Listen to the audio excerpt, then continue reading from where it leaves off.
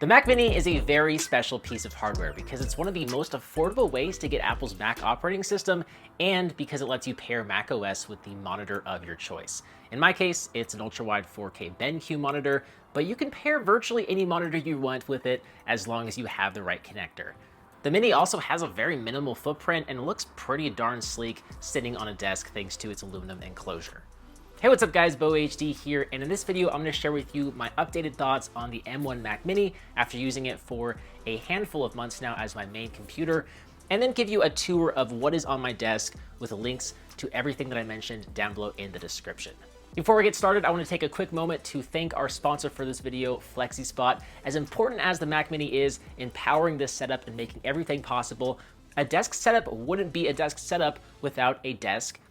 And that's where FlexiSpot comes in. If you've been following the channel for a while, you'll know that they sent out the FlexiSpot Pro Plus E7 standing desk to review. I've been using it every day since, and it still holds up extremely well, literally speaking. When I raise and lower it by pressing one of the programmable buttons on the keypad, it moves up and down smoothly without any wobbling whatsoever. It holds up to 355 pounds, so I absolutely have no worries about overloading this thing with extra monitors and speakers and other equipment.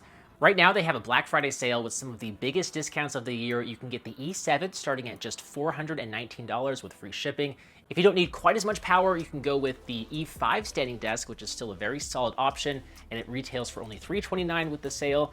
And even the H1 crank standing desk, that'll go for $199. It is hand-powered, but it's the cheapest offering, allowing you to stand up and get some work done at your desk.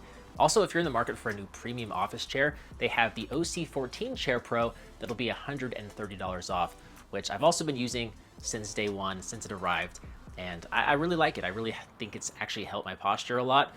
They have a lot of different options to choose from, so definitely check out the link in the description to see all of FlexiSpot's deals. Okay, now I want to show you around the desk some more, but before I do, I gotta say, this setup is really meant to sort of tide me over until the new redesigned iMac 27-inch comes out, hopefully in the first half of 2023. I've been reading all of the articles about this upcoming machine, and I cannot wait for it to come out. It might be branded as an iMac Pro. We're not entirely sure yet. We still don't know a lot about these upcoming iMacs, but one thing is for sure, I know that I want to upgrade to the next iMac whenever it becomes available. The 5K iMac, that was my first big Mac purchase I've ever made. I bought it in late 2014 and it served me really, really well and actually continued to perform surprisingly well up until when I sold it earlier this year. I was really trying to squeeze every last bit of life out of this machine, but the final straw was the fact that it just stopped receiving macOS updates. And at the same time, I was having a hankering to test the M1 Mac Mini and see what everyone was raving about with the M1 chip, which is Apple's custom silicon chip that's replacing Intel's processors. So my thinking going into the acquisition of the Mac Mini was that all I had to do was hold me off until the new, larger iMacs arrive.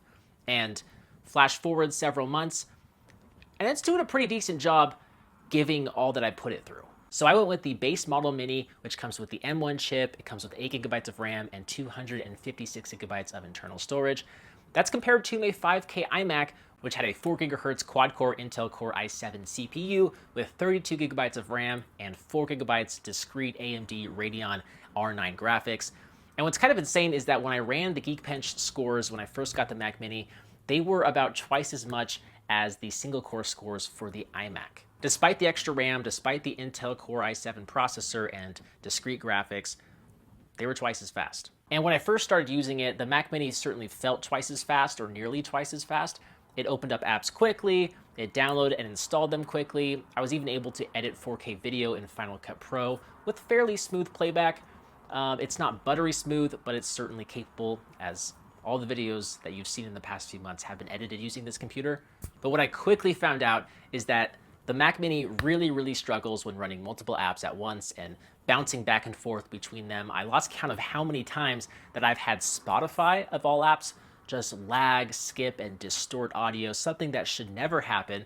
A music player should not have trouble playing audio on a computer in 2022, but it frequently jams up when running multiple apps at the same time on this machine. Part of the blame can be put on Chrome, where I typically have 10 to 20 tabs open at any given time.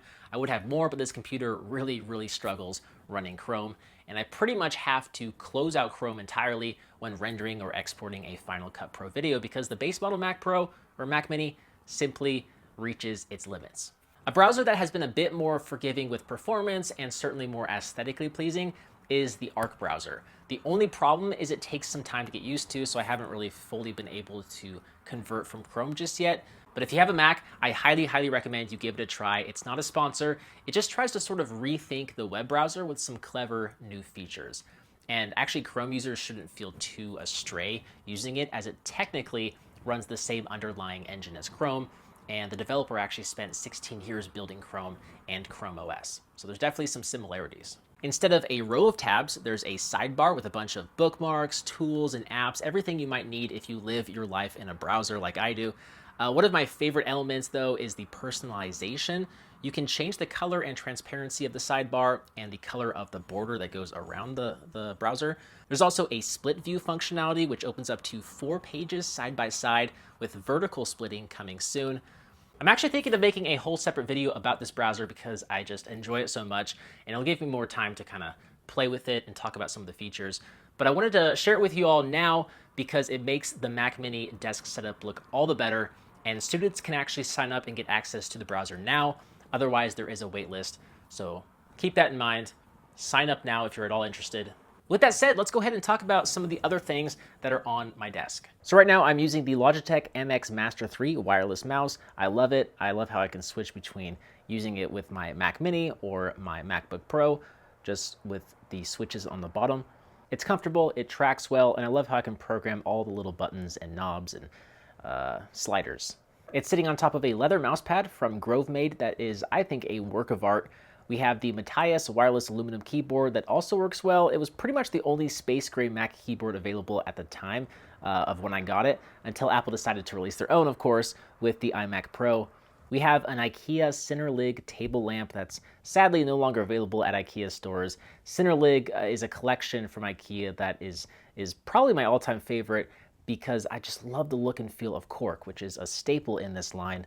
Cork is not exactly an abundant type of wood, so I can see why this collection didn't last very long, but I'm a sucker for anything in this collection. Now for speakers, I'm currently using the Audioengine A2 Plus wireless desktop speakers in white. If I'm not using this with a setup, I'm using a different Audioengine pair of speakers. They have a very neutral, high fidelity sound, which is perfect for music creation, or in my case, video editing.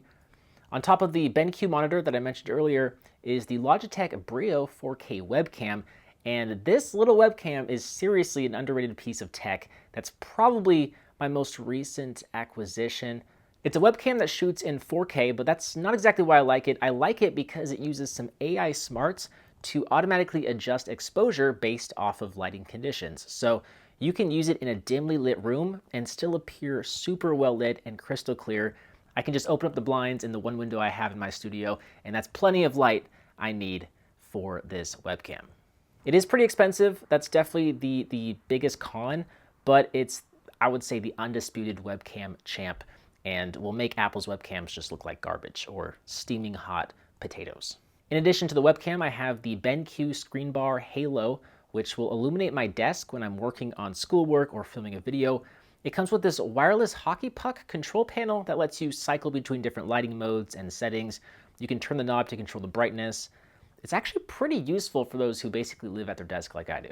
And then for aesthetics, I have a couple of live living plants that are actually not doing so well. I have a succulent and a snake plant, which are pretty hard to kill.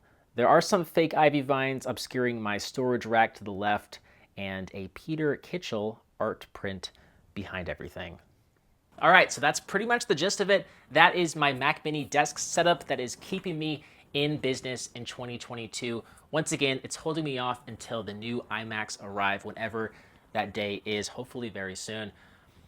If it doesn't arrive, I guess I'll probably have to upgrade to the Mac Studio, but we'll see. If any of you have a Mac Studio, please let me know how it's working out for you down below. It's been getting great reviews, so that's definitely an option. But I'll place a link to everything mentioned in this video down below in the description. If you guys have any questions, concerns, let me know in the comments down below, and I'll do my best to get back to you. With that said, I'm BoHD from Slash.tv. Hope you enjoyed this video. Thank you for watching, and I'll see you right back here in the next one. See ya.